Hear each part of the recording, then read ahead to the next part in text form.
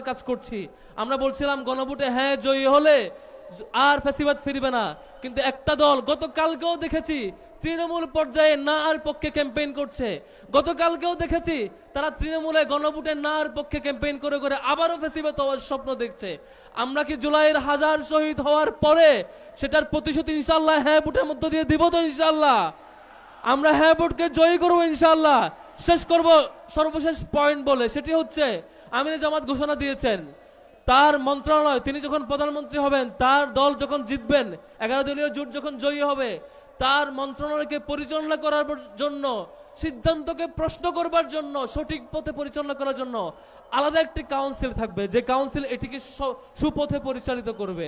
এবং এর মধ্য দিয়ে একটা দল তার মতো করে যে ফ্যাসিবাদ হয়ে ওঠে, একচ্ছত্র সিদ্ধান্ত নেয়, ভুল সিদ্ধান্ত নেয়, সেই সুযোগ ইনশাল্লাহ থাকবে না। সম্মানিত বন্ধুগণ, আগামী 12 তারিখ একটি ঐতিহাসিক দিন, আবারও বলছি একটি ঐতিহাসিক দিন। আমরা যদি ভুল করি আবারও কখনো কখনো 24 ফিরতে পারে, আবারও মানুষকে মারা যাইতে হইতে পারে। এই 26 সালের নির্বাচনে আমরা ইনশাল্লাহ ভুল করব না। কেমন? গত 50 বছরে যে সংকট আমরা পার করেছি, আর কোন সংকটে আমরা পা দিব না। আগামী 12 তারিখ কোন মার্কায় ভোট হবে? কোন মার্কায়? এবার কোন মার্কা জিতবে ইনশাল্লাহ? কোন মার্কা? সবাই দাঁড়িপাল্লাকে জয়যুক্ত করে 12 তারিখ ফ্যাসিবাদকে নির্মূল করব এবং ইনসাফকে কায়েম করব ইনশাল্লাহ। আসসালামু আলাইকুম ওয়া রাহমাতুল্লাহ।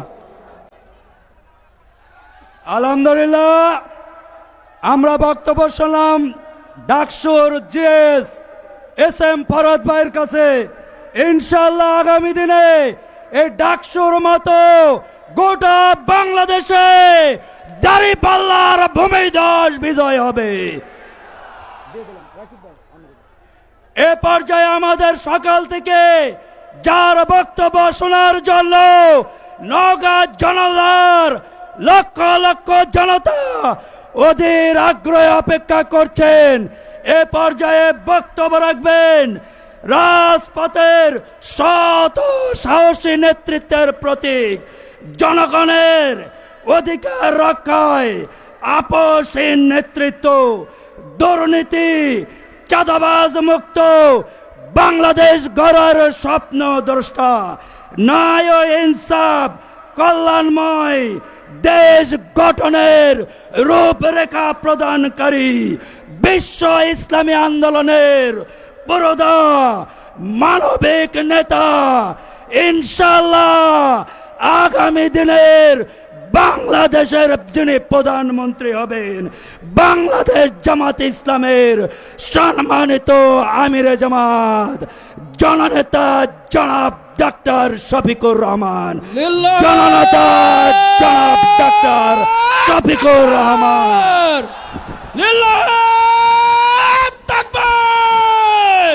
বাংলাদেশ জামাত ইসলামী, বাংলাদেশ জামাত ইসলামী জিন্দাবাদ, জিন্দাবাদ।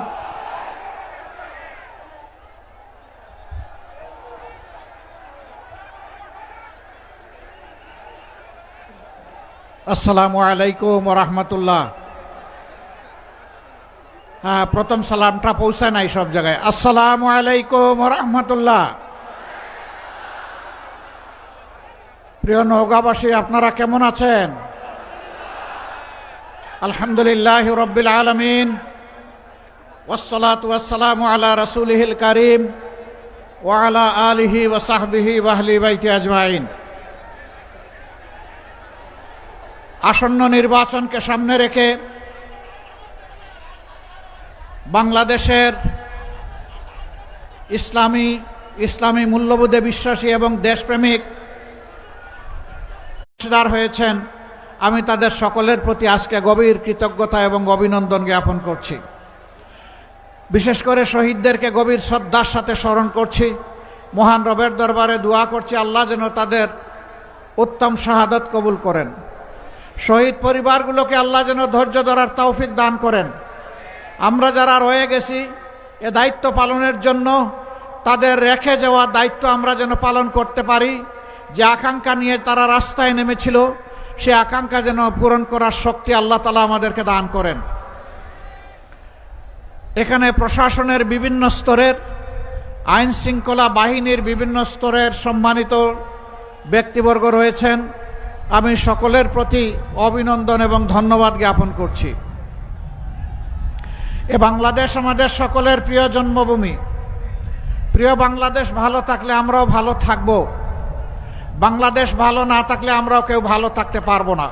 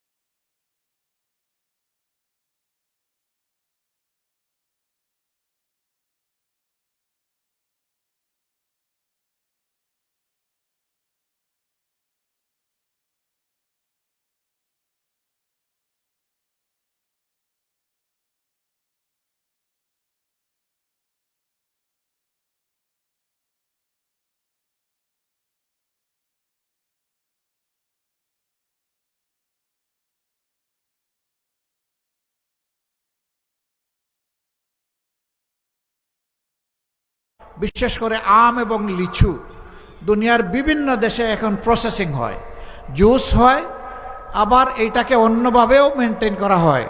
সেই প্রসেসিং ইন্ডাস্ট্রিও ইনশাল্লাহ বিশেষ করে এই নওগাঁ এবং চাপাইতে হওয়ার দাবি রাখে।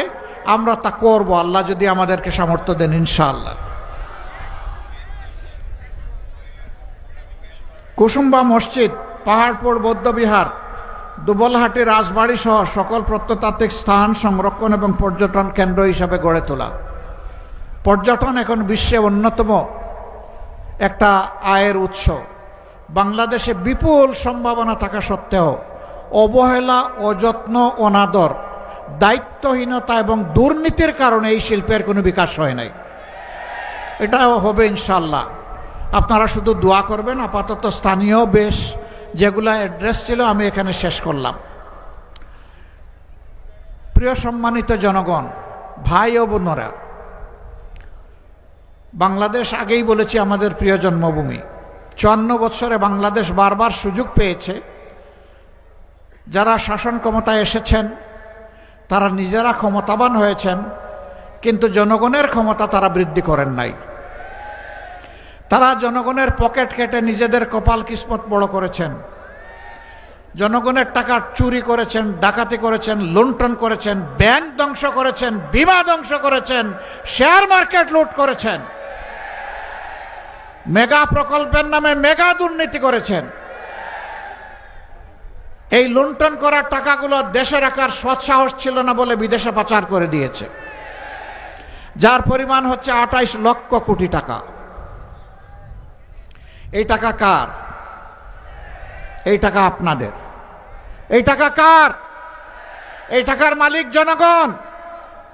জনগণের ট্যাক্সের টাকা, ঋণের টাকা, অনুদানের টাকা চুরি করে এরা বিদেশে লুণ্ঠন করে পাঠিয়ে দিয়েছে। ইনশাল্লাহ আমরা কথা দিচ্ছি, আল্লাহ সুযোগ করলে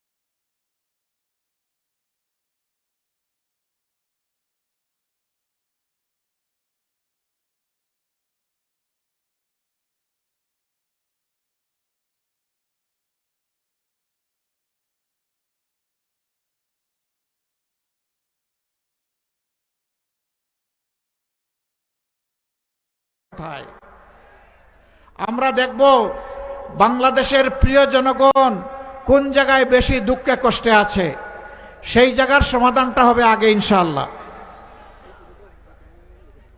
আমাদের সামনে নির্বাচন, দরজা এখন কড়া নাড়া শুরু করেছে টক টক করে। আগামী 12 তারিখ ইনশাআল্লাহ সকাল থেকে বিকেল পর্যন্তই ভোট গ্রহণ প্রক্রিয়া চলবে। জুলাইতে আমাদের যে সমস্ত ছেলেমেয়েরা, তরুণ তরুণী, কৃষক, যুবক, শ্রমিক যারা রাস্তায় নেমে লড়াই করেছিল মানুষের মুক্তির জন্য, এই যুবক যুবতীরা কারো কাছে দাবি করেছিল যে আমরা বেকার ভাতা চাই, আমাদেরকে বেকার ভাতা দিতে হবে? কেউ দাবি করে নাই। আজকে বেকার ভাতা দেওয়ার প্রশ্ন উঠছে কেন? তারা তো সেদিন দাবি করেছিল আমরা হাতে হাতে কাজ চাই, আমাদেরকে কাজ দেন। আমরা যুব সমাজকে কথা দিচ্ছি ইনশাআল্লাহ তাদেরকে শিক্ষা আর পর্যাপ্ত প্রশিক্ষণ দিয়ে করে দেব ইনশাআল্লাহ। দক্ষতা এবং পেশাভিত্তিক দক্ষতা দুটো তাদের হাতে তুলে দেব ইনশাআল্লাহ। সেদিন তাদের হাতে কাজ তুলে দিয়ে বলবো এবার কাজ করো, দেশ তোমরা বদলে দাও। যুব সমাজ প্রস্তুত? প্রস্তুত? বেকার ভাতা না কাজ? বেকার ভাতা না কাজ? মাশাআল্লাহ, এখানে তো যুবকের বাইরে কাউকেই দেখছি না। তো সবাই যখন যুবক, ইনশাআল্লাহ সবার সাথে আমিও যুবক। সম্মানিত বন্ধুগণ, জুলাইয়ের অভ্যুত্থানে মা বোনদের বিশেষ অবদান ছিল।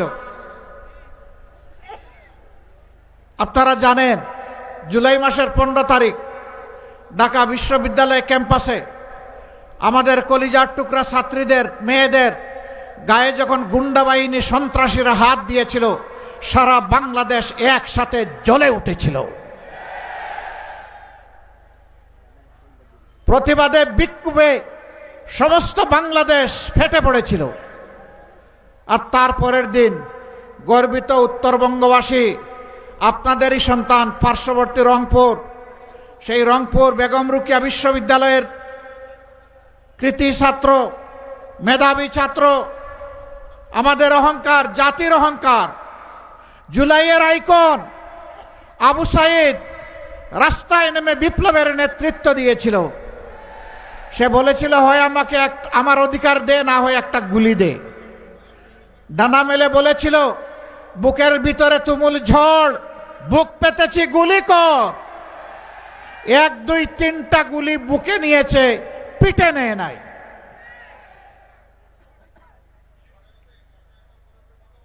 আবু সাইদ, তোমাকে সেলিউট। তুমি এই জাতিকে জীবন দিয়ে গেছো তোমার জীবনের বিনিময়ে। আল্লাহ তাআলার দরবারে দোয়া করি, আল্লাহ এই মহান শহীদকে জাতির জন্য চিরদিনের জন্য অনুপ্রেরণার উৎস হিসাবে বানিয়ে দাও। এরপরে মা বোনেরা কি করেছেন দেখেন। ট্যাঙ্কের সামনে দাঁড়িয়ে মেয়েটি বলছে, পিছনে পুলিশ, সামনে স্বাধীনতা। আমি মরণকে গ্রহণ করে নিয়েছি, আমি মরতে চাই, শহীদ হতে চাই। 10 মাসের শিশু সন্তান কোলে নিয়ে রাস্তায় নেমে এসেছে। তাকে জিজ্ঞেস করলে তিনি উত্তর দিয়েছেন, শিশু আমার একটা নয়। আজকে রাস্তায় সারা বাংলাদেশে কোটি কোটি যুবক যুবতী যারা নেমেছে, সবগুলো আমার সন্তান। আজকে সন্তানদেরকে সাহস দিতে এসেছি। সাংবাদিক বন্ধু প্রশ্ন করেছে, মুহুর্মুহু গুলি আর কালি কালি লাশ, আপনি এই অবুঝ শিশু, নিষ্পাপ শিশুকে নিয়ে এত বড় ঝুঁকি নিতে আসলেন কেন? উনি জবাব দিলেন, সো হোয়াট, কি হয়েছে? আমি এসেছি শহীদ হওয়ার জন্য। যদি আমার বুকে গুলি লাগে আমি শহীদ হব, আমার সন্তানের বুকে গুলি লাগে সে শহীদ হবে, আমি তখন হব শহীদের মা। আর দুইজনের বুকে যদি গুলি লাগে দুইজনই শহীদ হয়ে যাব। জুলাইয়ের এই উত্তাল দিনগুলোতে মায়েরা এইভাবে শক্ত হয়ে পাশে দাঁড়িয়ে আমাদেরকে শক্তি জুগিয়েছিলেন। সেই মাদের নিয়ে অনেকে ইদানিং অপমানজনক আচরণ মাঝে মাঝে করেন। আমি বিনয়ের সাথে বলবো, প্লিজ এগুলা করবেন না। আপনি এবং আমরা সকলেই মায়ের সন্তান, মায়ের গর্ভ থেকে দুনিয়ায় এসেছি। মায়ের দুধ খেয়ে বড় হয়েছি, মায়ের বুকের বিছানায় মানুষ হয়েছি। এই মাকে যত বেশি সম্মান দিব, আল্লাহ তত বেশি এই জাতিকে সম্মানিত করবেন। তাদেরকে বলবো এগুলা ছেড়ে দেন, এটা ভালো কাজ না। আপনি যদি আপনার মাকে, বোনকে, স্ত্রীকে, মেয়েকে যদি সম্মান করে থাকেন, তাহলে বাংলাদেশের 9 কোটি মাকেও আপনার সম্মান করতে হবে। আর যদি আপনার মাকে আপনি সম্মান করতে না জানেন, আপনি কাউকেই সম্মান করতে পারবেন না। মাকে সম্মান করতে শিখুন। তারপরে বলে দিচ্ছি, যদি এই রাস্তা থেকে ফিরে না আসেন, হুমকি ধামকি, গায়ে হাত যদি এগুলা বাদ না দেন, মনে রাখবেন জুলাইয়ের 15 তারিখ মায়েদের গাতে, মেয়েদের গায়ে হাত তোলার কারণে যে পরিস্থিতির সৃষ্টি হয়েছিল, বাংলাদেশের এই যুবক ছেলেরা, বিপ্লবীরা ঘুমায়ে পড়ে নাই, আবার বিস্ফোরিত হবে, গর্জে উঠবে, মায়ের অপমান সহ্য করবে না। প্রিয় দেশবাসী, এই দেশ শুধু মুসলমানদের না, এই দেশে মুসলমান, হিন্দু, বৌদ্ধ, খ্রিস্টান, সাঁওতাল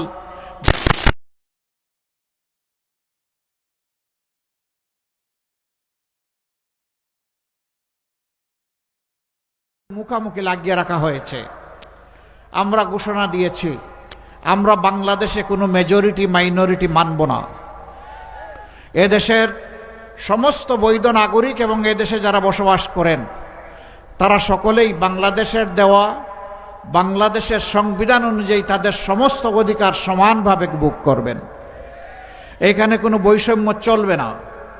কোনো পরিস্থিতি হলেই এদেশের যারা মুসলমান নন, তারা ভয়ের সংস্কৃতিতে থাকবে কেন? ওটাকে আমরা গুড়িয়ে একাকার করে দিতে চাই। ও পরিবেশ আমরা রাখবো না। এ দেশ আমাদের সকলের, সবাইকে নিয়েই আমরা দেশ সাজাবো ইনশাআল্লাহ। দেশের জন্য অবদান যারা রাখবেন, মাত্র 2টা জিনিস তাদের কাছ থেকে আমরা দেখব। একটা, তার পর্যাপ্ত যোগ্যতা ওই বিষয়ে। দ্বিতীয়টা হচ্ছে দেশের প্রতি তার দায়বদ্ধতা বা কমিটমেন্ট, যেটাকে আমরা দেশপ্রেম বলতে পারি। এই 2টা জিনিস যার থাকবে, যোগ্য কাজ তার হাতে পৌঁছে যাবে ইনশাআল্লাহ। যারা আমাদের ছাত্র সমাজ রয়েছে, এর মধ্যে ছাত্রীদের জন্য আমাদের অঙ্গীকার, মাস্টার্স পর্যন্ত তারা সম্পূর্ণ সরকারি খরচে লেখাপড়া করবেন ইনশাআল্লাহ।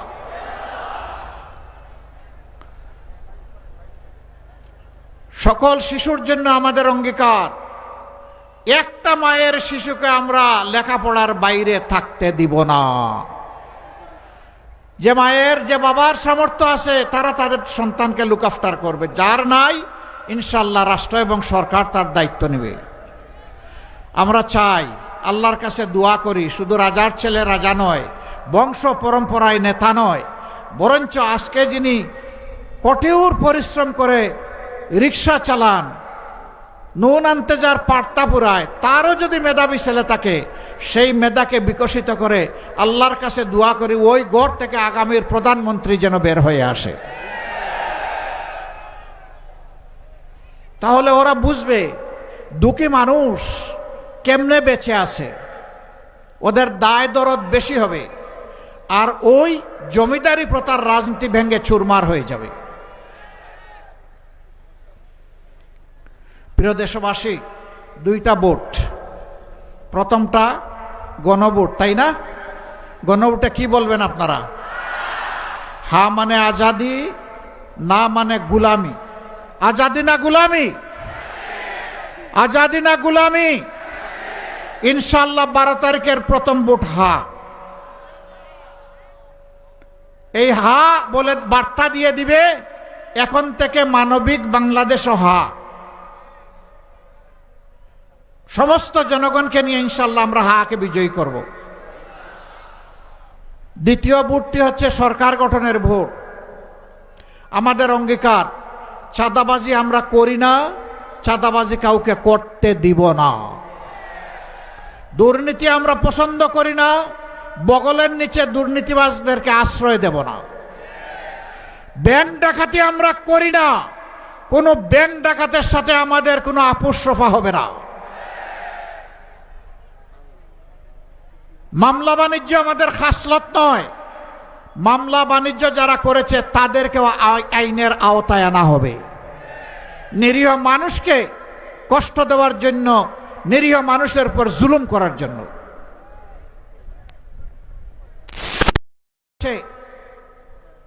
এই বাংলাদেশেই যারা মাইনরিটির অধিকার নিয়ে বেশি হাল্লা চিল্লা করতেন, সাবেক ফ্যাসিস্ট সরকার আপনাদের পাশে সাঁওতাল পল্লীতে কি করেছে আপনারা দেখেন নাই? তারা কি আমাদের ভাই না, বোন না? তারা কি এই দেশের নাগরিক না? আমরা তাদেরকে কথা দিচ্ছি, আমরা সবাইকে বুকে ধারণ করে সামনে আগাবো ইনশাআল্লাহ। আমরা সকলের নিরাপত্তা এবং অধিকার নিশ্চিত করব ইনশাআল্লাহ। মাদের জন্য ঘরে চলাচলে, কর্মস্থলে, সমস্ত জায়গায় মর্যাদা আর তাদের জন্য নিরাপত্তা, এই দুইটা জিনিস ইনশাআল্লাহ নিশ্চিত করা হবে। কোনো জালিম সাহস করবে না নারী জাতির কারো দিকে চোখ তুলে তাকানোর। সেই পরিবেশ বাংলাদেশে ইনশাআল্লাহ তৈরি করা হবে। এই অবস্থা দেখে অনেকে বেসামাল, ভাই মাঘ মাসে মাথা গরম করে লাভ নেই, চৈত্র মাস সামনে। এখনই যদি মাথা গরম করেন, চৈত্র মাসে কি করবেন? পুরো আউট হয়ে যাবে। ঠান্ডা রাখেন, ঠান্ডা রাখেন, মানুষকে বুঝার চেষ্টা করেন, মানুষ কি ভাবছে কান পেতে শুনেন। দেশ বাঁচবে, আপনিও বাঁচবেন, সবাই বাঁচবে। এই ভোটটা আগামীতে হবে ইনশাআল্লাহ ইনসাফের প্রতীকে।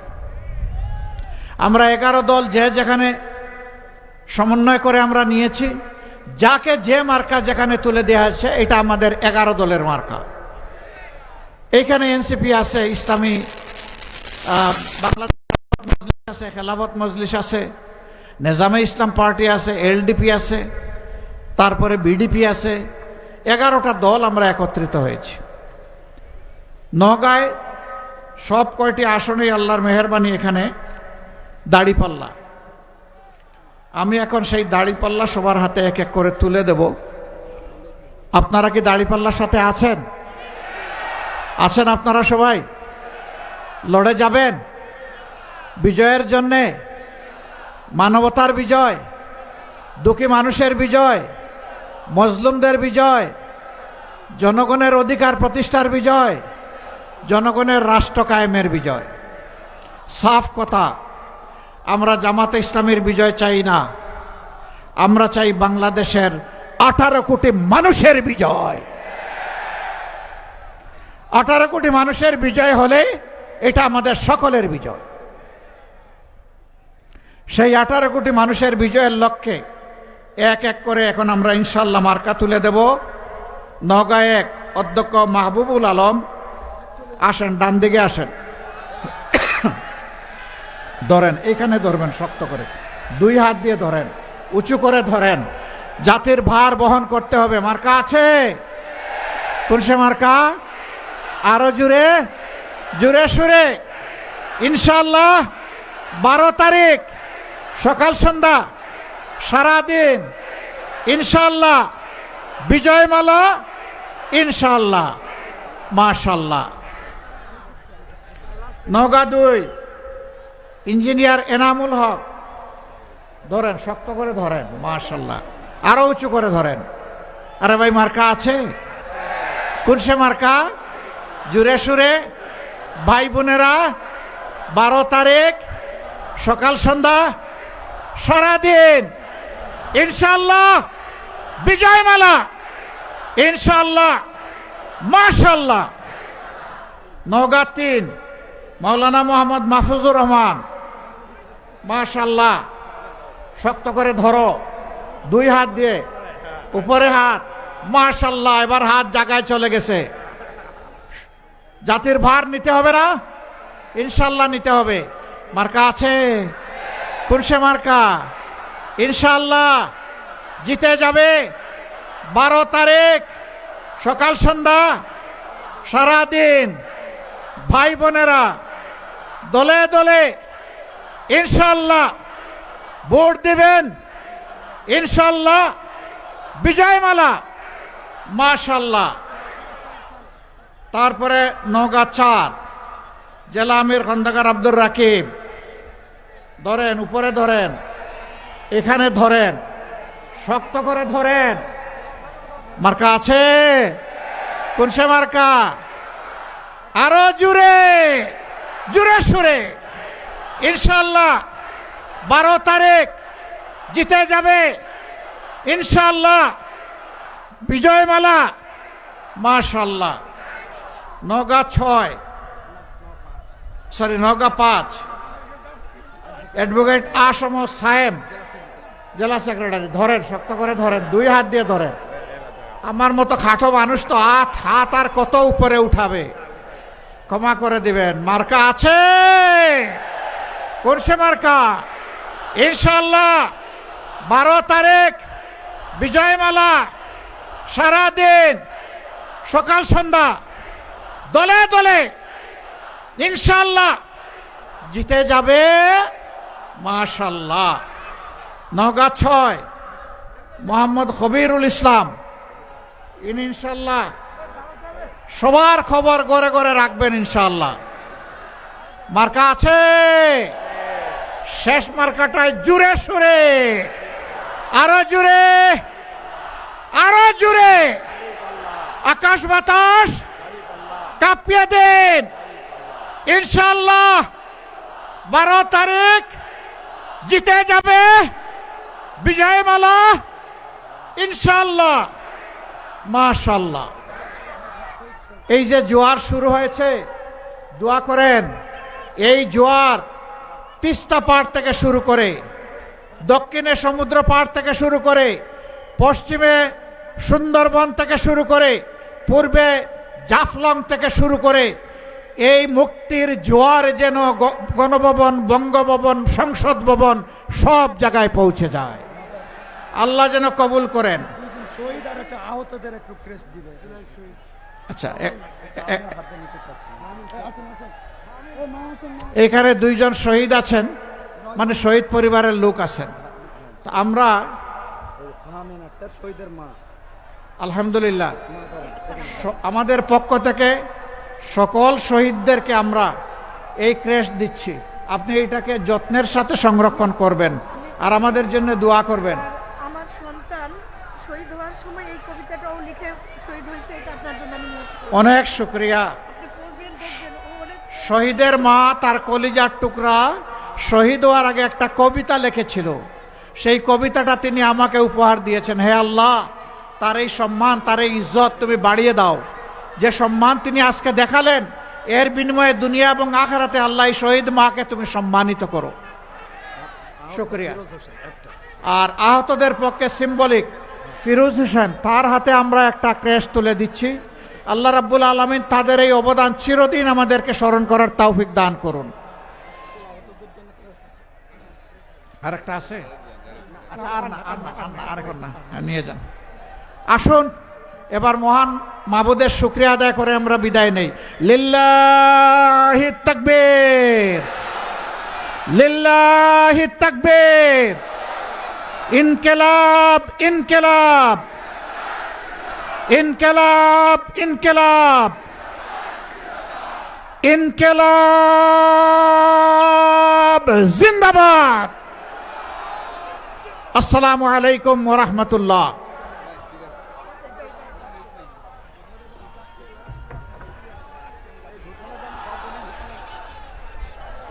আলহামদুলিল্লাহ ভাই, এ পর্যায়ে আজকের এই প্রোগ্রামে জনসভাকে সফল করার জন্য অক্লান্ত পরিশ্রম করে সুন্দরভাবে সফল করেছেন। আমি